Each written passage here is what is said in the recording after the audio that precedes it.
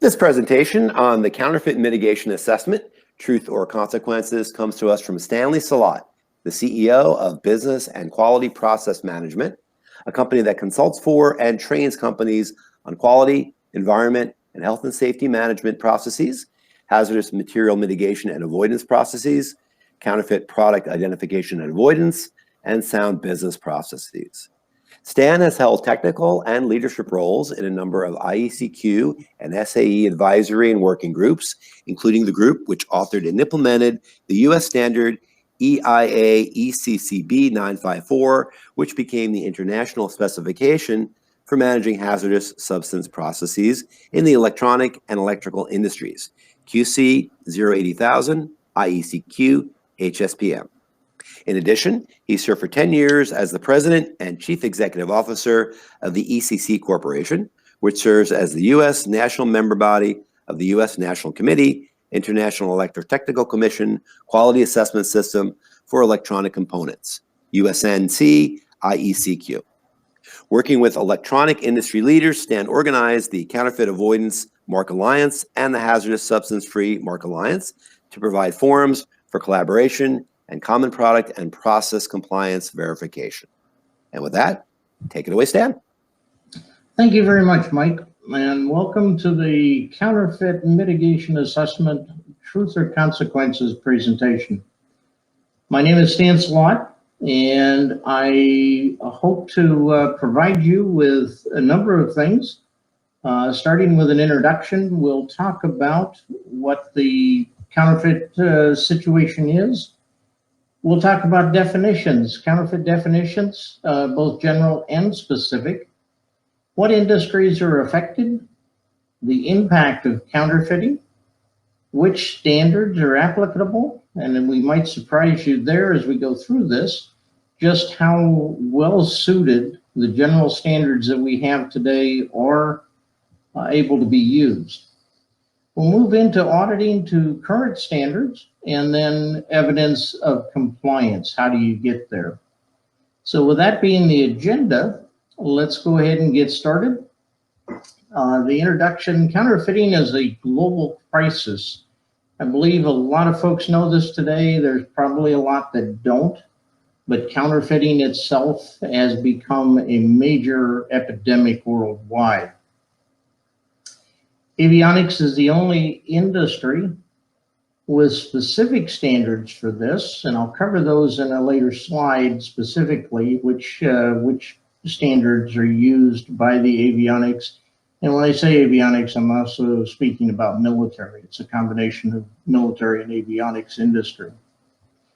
How to apply the risk assessment requirements of the ISO quality management system standards.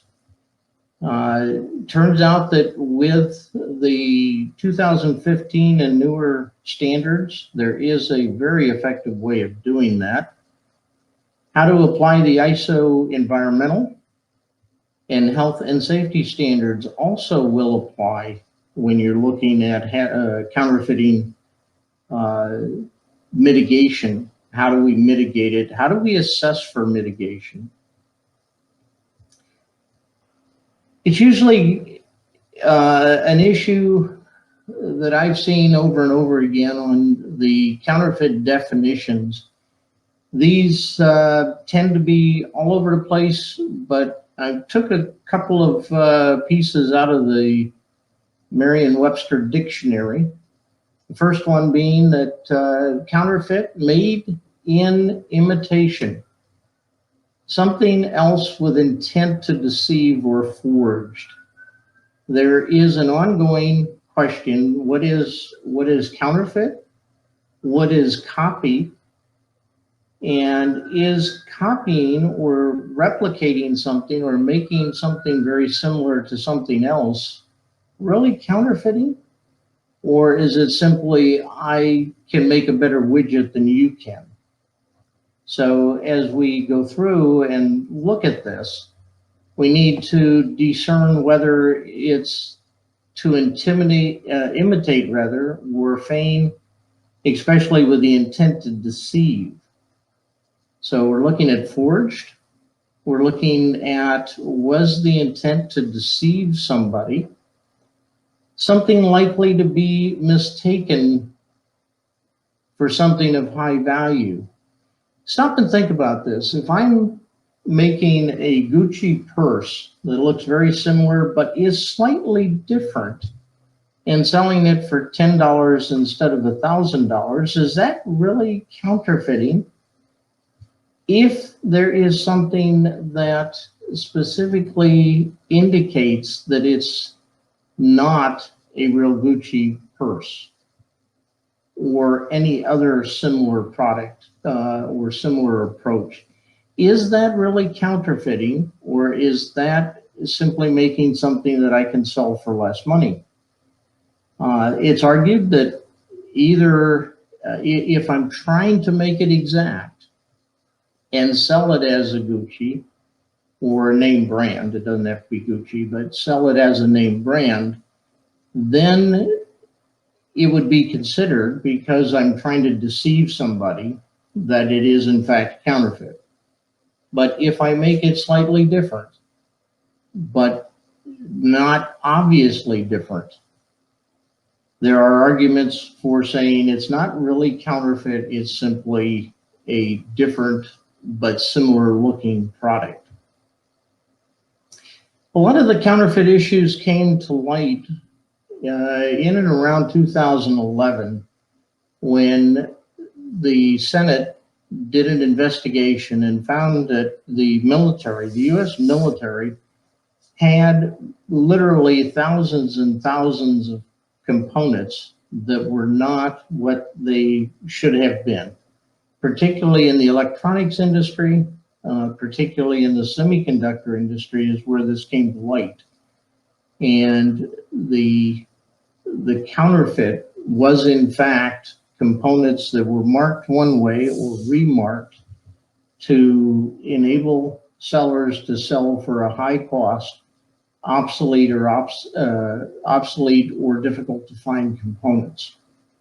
So with that, they created initially the SAE AS 6081 standard for fraudulent counterfeit electronic parts. And the purpose of this was really to avoid, to assist distributors.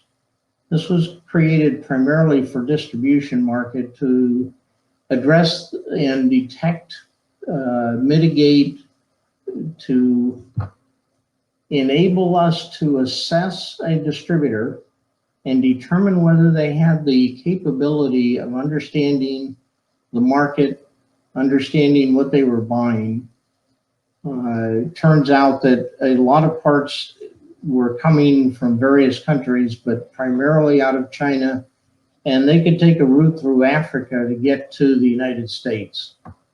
The avionics found this problem by way of what was done in the Senate, and that created an SAE project to create this 6081 standard.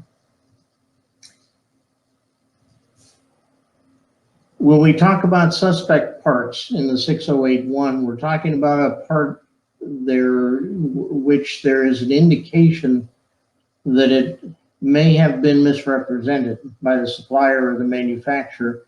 Most of this was, in fact, and still is, a case of remarking components. In the early days of hazardous substance, or RoHS actually, the hazardous substance programs, where we were trying to take lead and mercury, cadmium, and other hazardous substances out of components, there were a lot of components that didn't meet the requirements for RoHS. They became parts sold as counterfeit, actually. They would remark them, they would identify them as lead-free, in this case lead-free or other RoHS compliance. So it was misleading, misrepresented, became the approach there. A fraudulent part in this standard, any suspect part misrepresented to the customer as meeting requirements. There was in fact one case where a sting operation was set up. An organization was commissioned to create a phony specification for an IC, an integrated circuit, that was sent out for procurement. There were companies that actually said, yes, we have those parts, we can sell you those parts, and in fact did sell the US government components that didn't exist. So suspects were misrepresented. They were clearly misrepresenting what was there. And then the counterfeit part has been confirmed to be a copy, an imitation, or a substitute. A lot of this was also happening, and these things, again, when you put them into the military environment or the avionics environment, and nowadays you could actually add the automotive environment in there as well, these become life-threatening situations.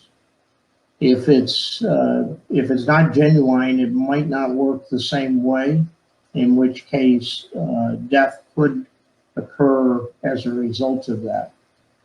So counterfeiting is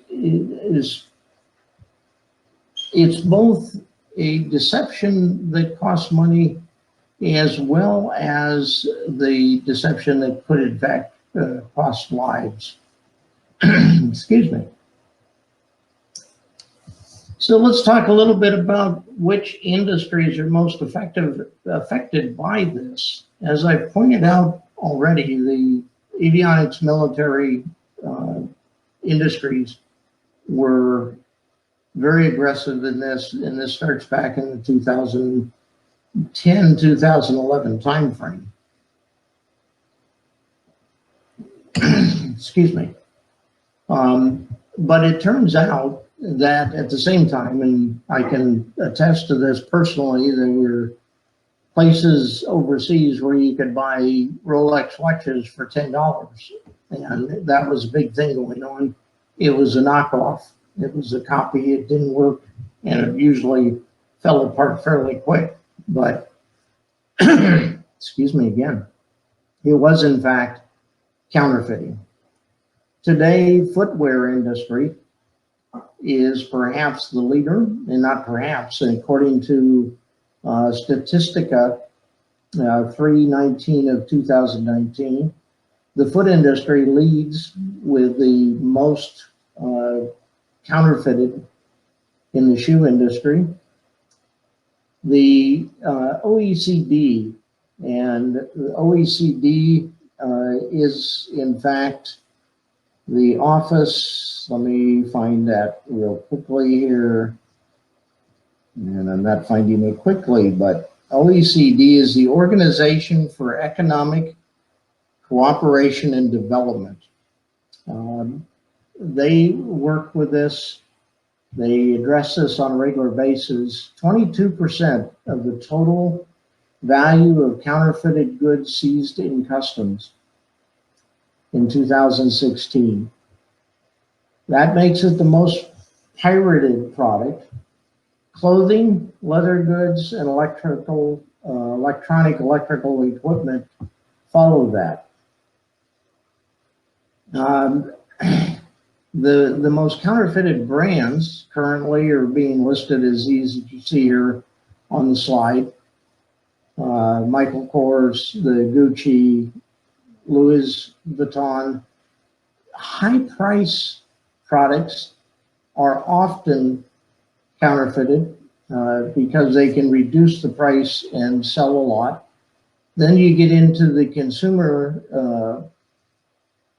brands, the mass market brands, the Nikes, the Levi's, Adidas, and so forth. When you look at this in 2016, it was a $500 billion industry. Counterfeiting, a half $500 rather, a $500 billion, or $3.3 of world trade.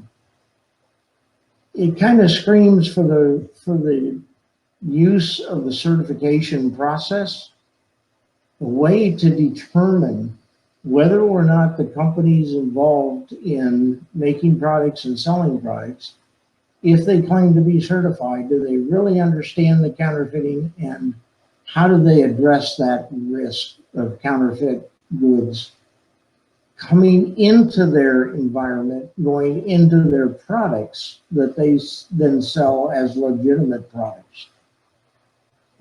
That's the key here. Keep in mind that if I'm buying components to put into a product, I have to be sure that what I'm buying is in fact not a counterfeit.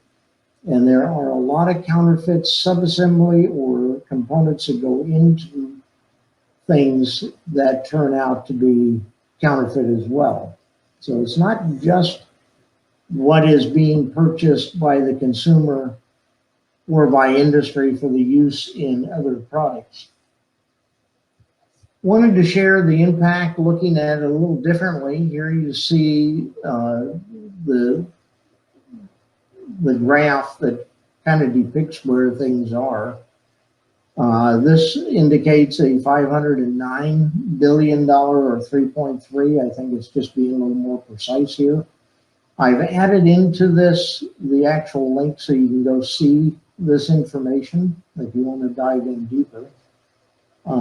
This is a 2017 report, and you can see here that footwear leads it at 22%, clothing at 16%, leather goods, the electrical equipment at 12%, watches at 7%.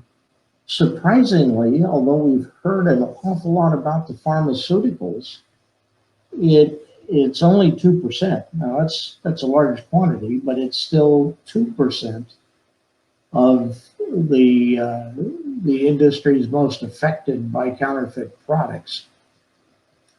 Again, I want to caution folks, when you think about this, remember that there's multiple levels of counterfeiting. The easiest one to trace is the finished good, which is the footwear. But when you look into the footwear as an industry, there's a need to make sure that the ingredients, perhaps the glue, does it have more formaldehyde in it? Is somebody making a cheaper glue but selling it as the legitimate glue that you need to put that shoe together? So this means that there's a counterfeiter within a counterfeiter, okay, if that makes any sense. On a global basis, this is costing $1.8 trillion.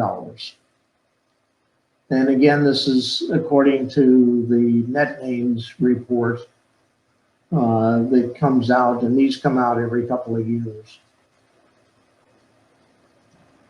So the impact is huge.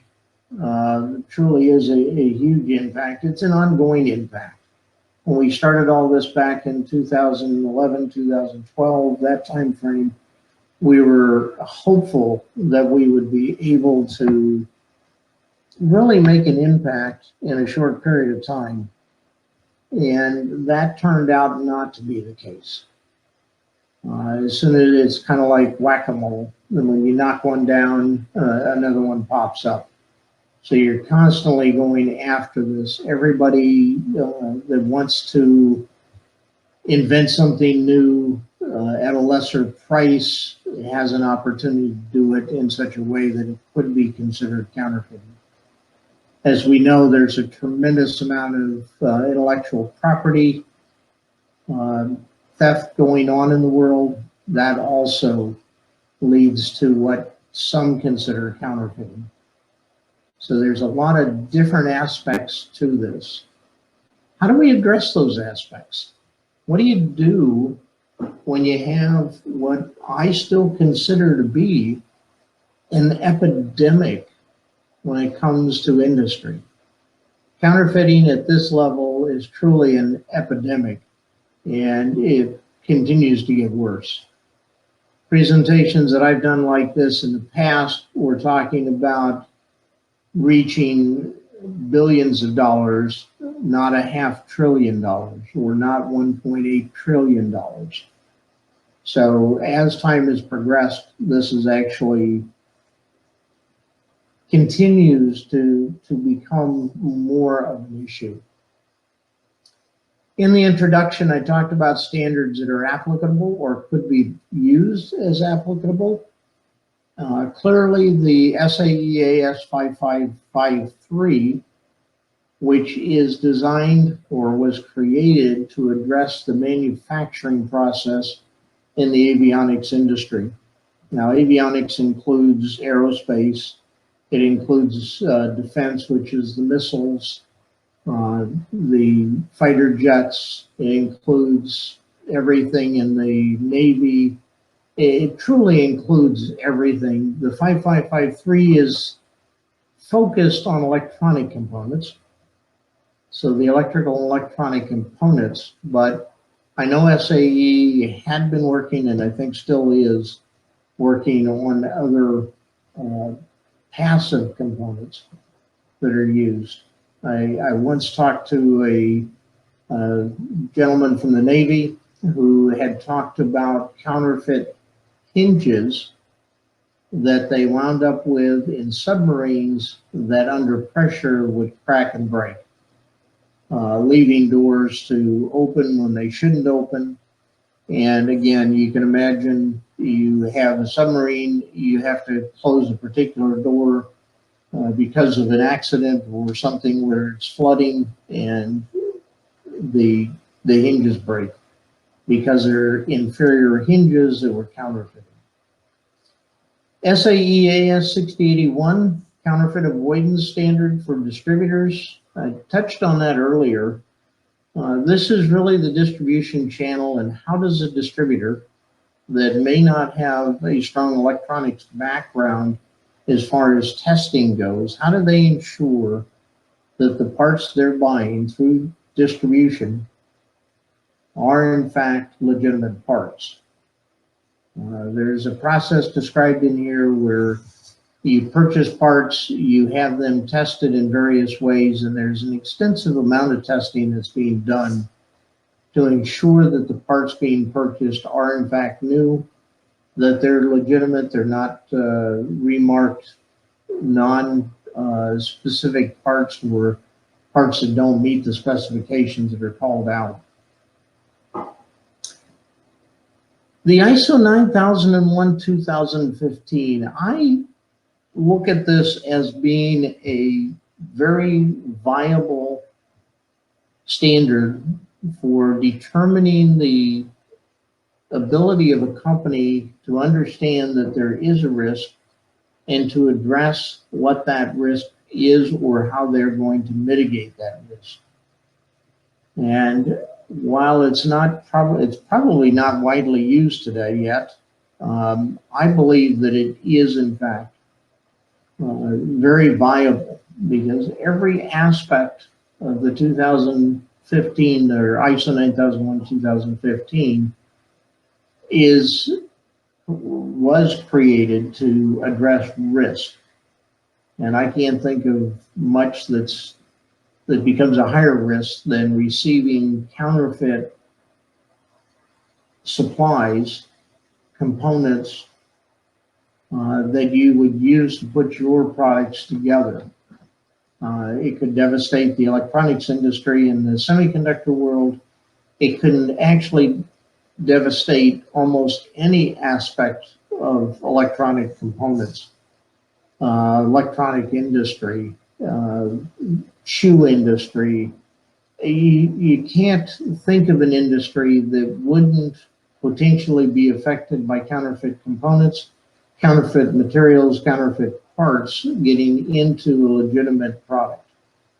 So how does a company address that in their risk management program? How do you look for it? Does management in the management review actually talk about it? I'll cover these in more detail as we go forward. But I'm trying to make a strong point here that the 9001 2015, the ISO 13485 2016, the ISO 14001 2015, as well as the ISO 45001 2018, all give you the opportunity and the legitimate expectation, I'll call it, to assess a company's risk management for the purposes of mitigating counterfeit. I think it's very viable, and I think it should be, if it's not already, it should be taught in all the assessor training courses that would be for internal as well as second and third party. First, second, and third party should all be learning the importance of assessing the risk mitigation for counterfeit. And while this is counterfeit presentation, I would also put hazardous substance, the RoHS requirements in here as well. It works, you know, this, I threw this particular slide in to address, this is a Plan, Do, Check Act. This is right in line with everything that the quality management standards have talked about for years. And you can follow this premise of PDCA and in the risk and hazardous substance area. Auditing to the current standards. Again, I want to be a little more specific here and point out a few of the areas where I believe and others have looked at and see the value of this. Using the 9001 2015 as an example, clause 4.2, understanding the need and expectations of interested parties. Clearly, counterfeit is a risk. And I can't think of many customers that would want parts or products that have counterfeit parts in them that would either lessen the life or fail because of inferior components. So 4.2, understanding the need, looking at the assessment, has the company assessed that area? Have they looked at the counterfeit and what potential they have for that? Under 5.1.2, customer focus, leadership and commitment with response to the customer focus by ensuring that I need to understand. An example of this one, while it was determined to be an unlawful movement of products from one country to another, and in fact, into the state of California, we as customers didn't expect excessive formaldehyde in the plywood that we were getting or the flooring. Specifically, and I'll point this out, that if you recall back some years ago, Lumber Liquidators was found to be liable for products they were bringing in, flooring they were bringing in, that had that exceeded the amount of formaldehyde in the glues that were used to put those together. So the customer was expecting a safe product with minimal formaldehyde and was not getting it. Was that something that was addressed in their quality management system? Did the specifications define it? Was the customer's expectation met? When the factory was assessed, was it identified? Now, I do admit that the particular instance that I'm talking about was before the 9001 2015 standard came out, but nonetheless, if you look at it today and learn from this, you can see how you can use the quality management system to address the expectations and determine whether or not the management team is in fact looking at their risk associated with counterfeit. 5.2.1 does a quality policy and objectives specifically identify the health and safety of products to include anti-counterfeiting.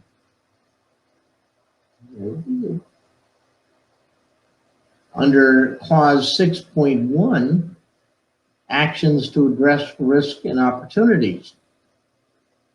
In here it defines that we are looking at the planning of the quality management system, considering the opportunities for the risks that could affect our products. So I want to look at management and see if in fact they have looked at the potential risk. Whether it's mechanical in as much as a metal part or a component or components or even subproducts, subassemblies, is there a potential for counterfeit parts to be put in? And if there is a vulnerability there, how have I mitigated that? What do I do with my suppliers to address that? How do I get the assurance that the system itself can achieve the intended results that I want? And in this case, I'm talking about results that are anti-counterfeit, that are anti-hazardous substance. As you can see, there's a number of clauses in here that address or provide the opportunity to look to see how a company is addressing counterfeit when they're doing their risk assessment.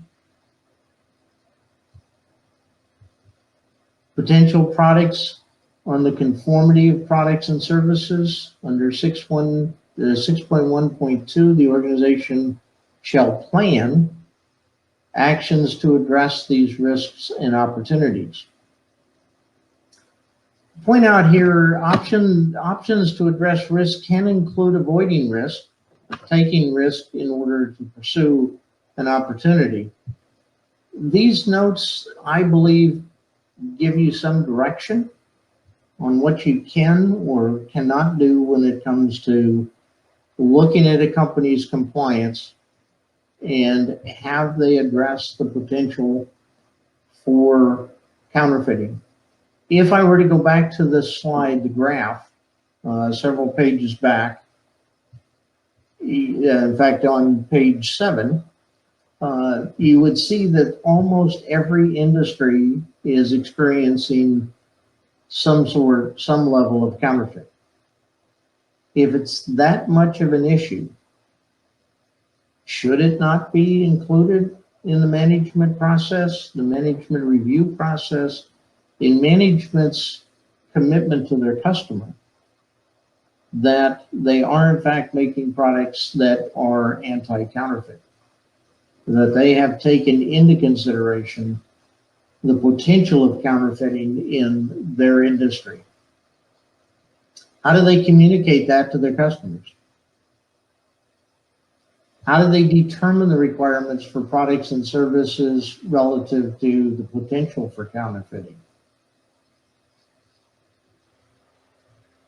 Do they make changes to the requirements to ensure that the products and services are not subject to counterfeiting? And keep in mind, services can be counterfeited just as well, just as easily, if you will, as products can be. An inferior service to an automotive repair, an inferior service to a testing process of components or systems, something that isn't done to the specifications because the people aren't really qualified. They've got a certificate. How many times have we run across certificates that are actually counterfeit certificates, indicating that a company has met the requirements, but in fact hasn't, because the piece of paper is simply something printed off a computer and modified. Websites, website development.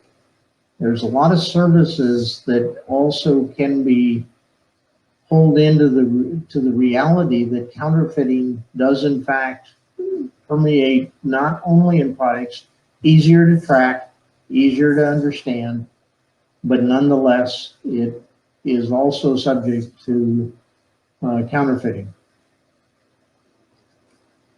Under clause 8.3, design and development of products, has the engineering process included ways to determine or assess the risk of counterfeit? Have they addressed the potential products and chemicals and services that go into making a particular product? How does that supplier address that?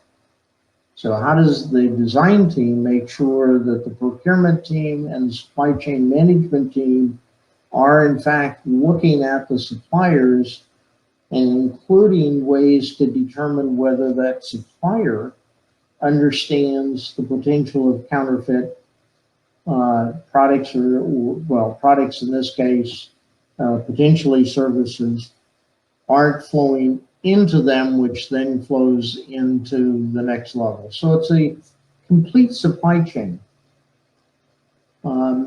The point of origin, if you will, you really have to look at this from a full life process, from the very beginning, from the iron ore in the ground all the way to the finished product that I'm using as a consumer. Whether that's B2B or B2C, you still have the same issue. It still has to be something that's assessed. It first has to be documented or defined. It has to be identified as a risk to begin with, and then the mitigation process laid out to ensure that that risk is mitigated. Or in some cases, it's not a risk and it's simply addressed as not being a risk. So again, if you look at the various standards, you can see how each of these clauses lends the opportunity, gives you the opportunity to look at any company to determine their knowledge and their commitment to risk assessment and risk mitigation relative to counterfeiting. Under 8.4, control of externally provided processes and services. This is really what I was just talking about. Does the organization understand perhaps the cleaning service that comes in and cleans my environment?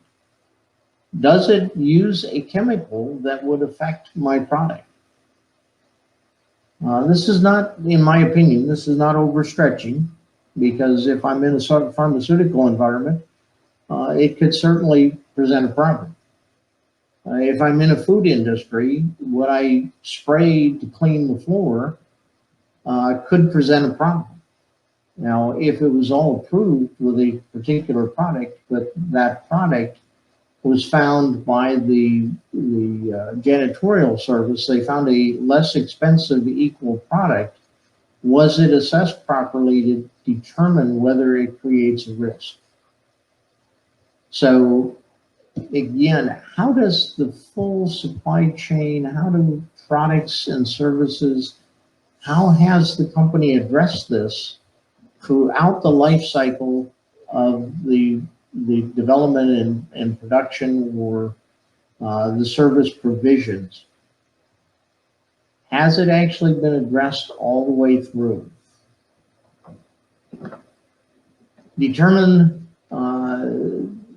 what we're looking for is the organization shall determine and apply criteria for the evaluation, selection, monitoring of performance and reevaluation of external providers, it's not a one-time thing.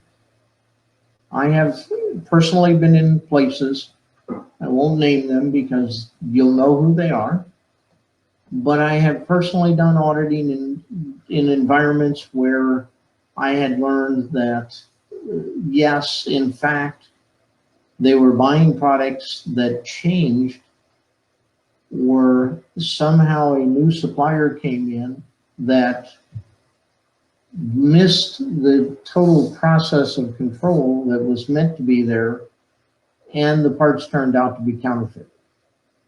Not once, not twice, but several times I had the opportunity during assessments to learn that companies had run into this and found themselves in trouble, resulting in large losses because a lot of product had to be pulled out and literally scrapped because of the problems that they identified. You think about this, and I'll go back again and talk about the formaldehyde issue in both wood products and in drywall products. Was it fraud? Was it because I pushed as a buyer to get a lower price, and the only way I could get the lower price was to use a different glue, and that particular glue didn't get tested, and as a result of that, I wound up with a finished product that was below standard or just flat dangerous. Without management paying attention to the risk, the potential of risk, and having that addressed on a regular basis, almost every company has a potential for falling into the trap of counterfeit goods winding up in their products. As you can see, I'm talking about a lot of different clauses that could apply depending on circumstances. We have a need to ensure that externally provided processes, products, and services do not adversely affect the organization's ability to consistently deliver conforming products and services to its customer. How do you look at this? Or I should say, you should look at this to see if the company has in fact addressed the potential of counterfeiting. Getting a product that is, again, go back to the definitions, whether intentional or unintentional, it does not meet the expectations of the customer or the needs.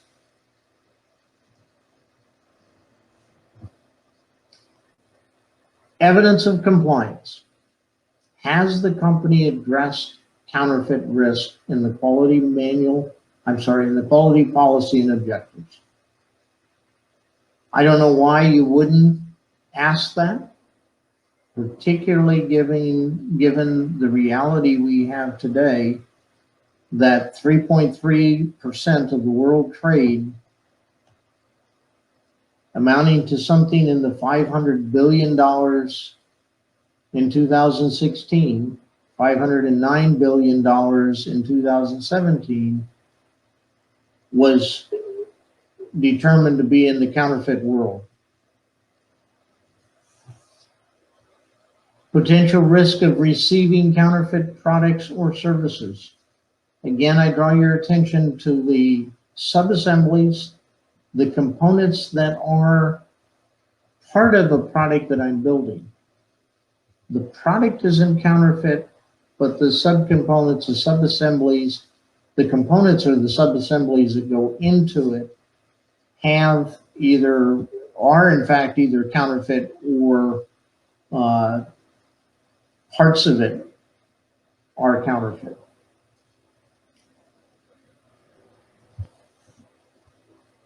In each clause of the standard, how does the company address counterfeit risk mitigation? That's the bottom line. As you perform the assessment, are you doing justice for your customer in this case? Are you asking them how they have addressed counterfeit? Do they have, or are they aware of the counterfeit issues going on in their industry?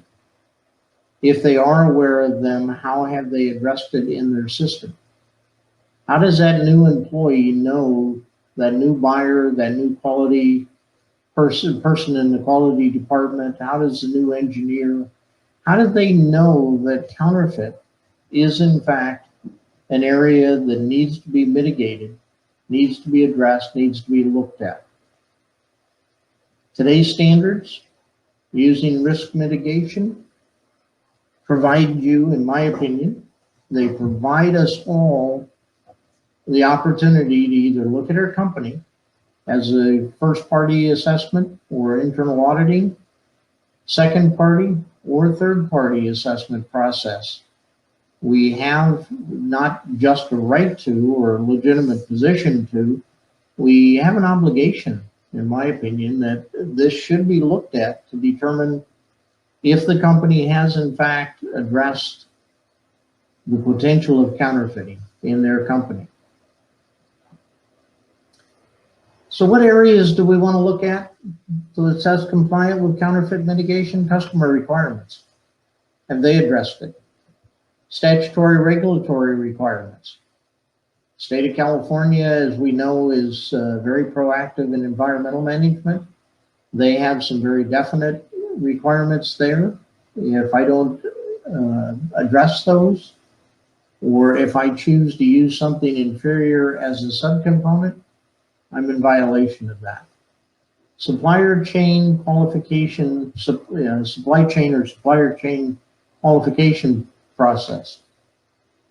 Again, I go back all the way to the basic raw materials of supply chain. So there's a process where each element of the supply chain affects another element of the supply chain. Has that been addressed at the right levels in the company? Procurement process, missed the design side of this, both the design specifications and the approval process. Has it been addressed? Procurement process of products and services. Receiving, inspection process controls. Have all of these been assessed to demonstrate compliance? Corrective preventive action, looking at the trends of that. Have we got a trend that says that we potentially have an issue that needs to be mitigated relative? Is the trend in the industry being addressed in this regard? And then for sure, management review records. I really want to see that management has in fact been paying attention. They understand what's going on. Their staff has brought it to their attention that in fact counterfeit is a reality. It's an area of concern that needs to be addressed by management to ensure that the products and services that we're providing are in fact compliant, that we've taken into consideration that counterfeit, the trend of counterfeiting on a global basis, and how that might affect us. Now that hopefully provides you all with a new way of looking at this, something that you already have the tools for. Perhaps a need to talk to your teams and come up with a viable approach if it's not already being used to look at risk of counterfeiting. And just a side note, I would also throw in the hazardous substance, RoHS compliance, since that's a part of the potential of counterfeiting that does go on in the industry. I hope you've found this to be interesting. I hope it's valuable to you. And that concludes my presentation of counterfeit avoidance. The counterfeit mitigation assessment, truth or consequences. How do you do it? And I look forward to hearing from anybody that has questions. Thank you very much. Well, thank you, Stanley Salot, for that excellent look at counterfeit mitigation assessment. That concludes this presentation.